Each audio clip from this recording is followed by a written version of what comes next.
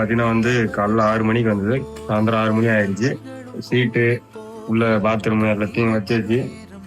செவுரு கீறு எல்லாம் கட்டி முடிச்சாச்சு. இன்னைக்கு வேலை முடிஞ்சிச்சு. இன்னும் டோரு பெயிண்டிங் பண்ணா இந்த இந்த வேலை வந்து அவங்களுக்கு வந்து பாத்ரூம் கட்டி முடிச்சிடும்.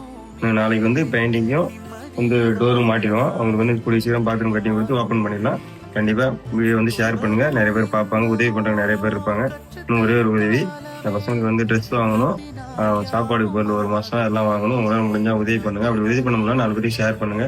வீடியோ கடைசியில் கண்டிப்பா